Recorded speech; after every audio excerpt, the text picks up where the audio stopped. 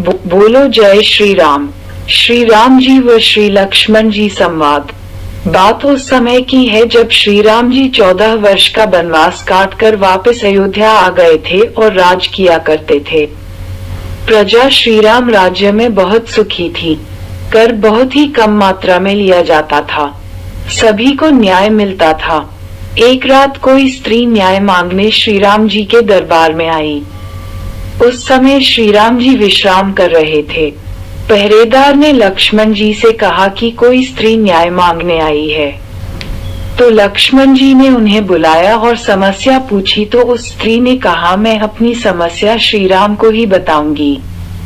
तो लक्ष्मण जी ने कहा, आप सुबह राजसभा में आ जाना, अभी तो महाराज आराम कर रहे हैं। वह स्त्री रोते हुए वहां से चली गई। अगले दिन राजसभा में श्री राम को पता चला कि बीती रात कोई स्त्री न्याय मांगने आई थी। श्री राम ने कहा, हमें क्यों नहीं बताया गया। इस पर मंत्री ने कहा, हमने उस स्त्री को श्री लक्ष्मण जी के पास भेज दिया था। श्री लक्ष्मण जी ने उनकी समस्या पूछी थी, परंतु उस स्त्री ने कहा, मैं अपनी समस्या श्री राम को ही बताऊंगी। मुझे श्री राम से ही न्याय चाहिए। श्री लक्ष्मण जी ने कहा, श्री राम तो कल ही मिल सकेंगे। श्री राम बहुत दुखी हुए और लक्ष्मण को कहा, मुझे बताया क्यों नहीं।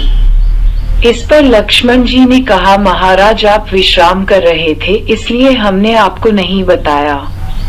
श्री राम बोले, जब प्रजा दुखी हो तो राजा को विश्राम करने का कोई अधिकार नहीं। लक्ष्मण जी ने कहा, महाराज उस स्त्री को हमने आज राजसभा में न्याय के लिए बुलाया था, परंतु वह नहीं आई। श्री राम ने अपने मंत्री से कहा, उस स्त्री के बारे में हमें पूरी जानकारी दो। मंत्री ने पता किया कि उस स्त्री को उसके पति ने बीती रात घर से निकाल दिया था। उसका पति उसे चरित्रहीन समझता है। श्री राम बोले, उसके पति ने ऐसा क्यों किया। मंत्री ने बताया, वह स्त्री कुछ जरूरी काम से पड़ोस की किसी दूसरी स्त्री के पास गई थी। वहां उसे देर हो गई। जब वह घर पहुंची तो उसके पति ने उसे घर में प्रवेश नहीं करने दिया। उसके पति ने उसे चरित्रहीन कहा और उसे वहां से चले जाने को कहा। वह स्त्री वहां से रोते हुए आपके राजदरबार आई थी, परंतु वह स्त्री चरित्रहीन नहीं है। श्री राम बोले, ये बहुत गलत हो गया। श्री राम बोले, वह रात को कहाँ गई होगी और उसको क्या क्या यातना झेलनी पड़ी होगी।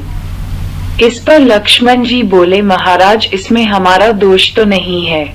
श्री राम कहते हैं, कई बार न्याय में देरी भी अन्याय होता है। जैसे कि ये घटना घटी, ये प्रजा के साथ अन्याय हुआ। फिर श्री लक्ष्मण जी हाथ जोड़कर बोले, महाराज इसमें सारा दोष मेरा है, क्योंकि मैंने ही उसे सुबह राजदरबार में आने को कहा था। मुझे सजा दीजिए। इस पर श्री राम बोले, अगर राजा अन्याय करता है तो उसमें गलती चाहे किसी की भी हो, सजा का अधिकारी राजा ही होता है।